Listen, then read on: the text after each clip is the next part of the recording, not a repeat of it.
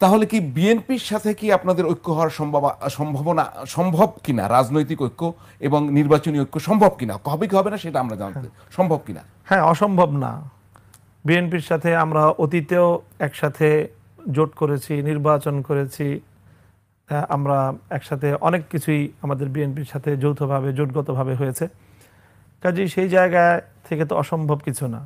কোনো আলাপ আলোচনা হচ্ছে কিনা? আলাপ আলোচনা খুবই প্রাথমিক পর্যায়ের বা খসড়া পর্যায়ের আলাপ আলোচনা হয়।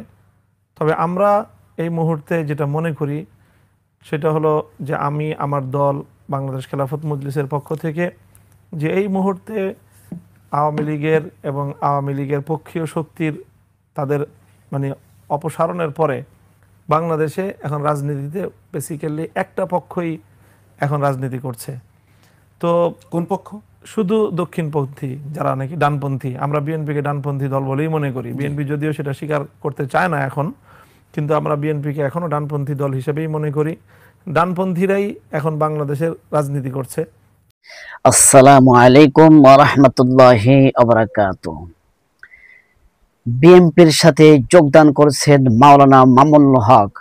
মাওলানা মামুনুল হকের মতন একটা আলেম বিএনপির সাথে, তেনাকে যখন বলা হচ্ছে টকশোয় যে আপনি কি বিএনপির সাথে দল গঠন করবেন, জোট করবেন, তিনি তিনি কথা বললেন যে কোনো সমস্যা না, বিএনপির সাথে যদি দল গঠন করা হয় তাহলে কোনো সমস্যা না।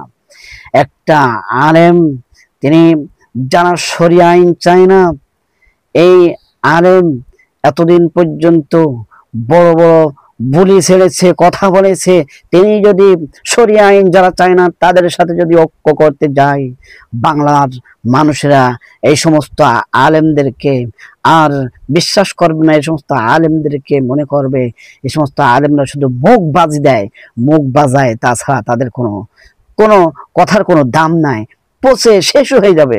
এই জন্য এই সমস্ত বড় আলেমদের মুখ থেকে যদি এরকম কথা বলা হয়, শোনা হয়, তাহলে মানুষ ছিছি করবে, মানুষ মুখে থুতু দেবে।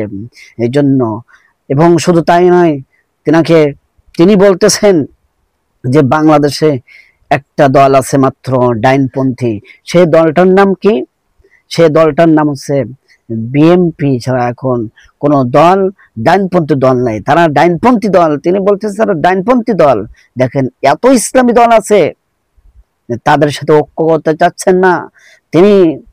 যারা বাতিল শক্তি, যে সমস্ত মানুষগুলো শরিয়া আইন চায় না, যারা ইসলাম চায় না, তাদের সাথে ঐক্য করতে চাচ্ছে এবং তাদেরকে ডাইনপন্থী দল বলছে। এই সমস্ত আলেমদের মুখ উন্মোচন হচ্ছে। এই কথা বলার পরে, শোনার পরে কিছু মানুষ আছে আপনার যে ওইপন্থী যে সমস্ত আলেমরা আছেন, তারা প্রশ্ন করবেন এবং কমেন্ট করবেন যে আপনি এমন একটা বিখ্যাত একটা আলেমের ব্যাপারে এমন একটা কথা আপনি মন্তব্য করতেছেন। হ্যাঁ, অবশ্যই সাধারণ মানুষ যারা ইসলাম মানে, তারাও মেনে নিতে পারবে না যে এখন ইসলামী দল চাঙ্গা হয়েছে, ইসলামী ঐক্য হচ্ছে। এই সময় আপনি ইসলাম যারা চায় না তাদেরকে আপনি সমর্থন করবেন, সেই দলে আপনি চলে যাবেন। বাংলাদেশ জামাত ইসলাম তারা কি করে? তারা শাহবাজ মাইনদের নিয়ে আপনাদের সমস্যা, যে মাসলা মাসাইল নিয়ে কিছু আকীদা সমস্যা থাকতে পারে, কিন্তু ফরজ যে বিষয়গুলো আছে সে বিষয় তো কোনো সমস্যা নাই। তাহলে আপনি কেন ইসলামী জোট ব্যতীত, ইসলামী দল ব্যতীত অন্য দলে আপনি সমর্থন করতে যাচ্ছেন? এই জন্য আমি ওই সমস্ত ভাইদেরকে বলতে চাই, এখন দিন বদলের দিন এসেছে, এখন সময় এসেছে ইসলাম কায়েম করার সময় এসেছে। যে পরিস্থিতি এখন বাংলার জমিনে, অবশ্যই যদি সমস্ত আলেমরা এক হয় তাহলে ইসলাম বাংলার জমিনে কায়েম হবেই হবে ইনশাআল্লাহ।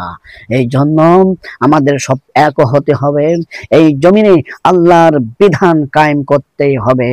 আসুন আমরা সব এক, সমস্ত দলমত সব ছেড়ে দিয়ে আমরা এক হয়ে এই ভোট সুন্দরভাবে আমরা পরিচালনা করতে পারি এবং ইসলামের পক্ষে আমাদের প্রথম ভোট হয়।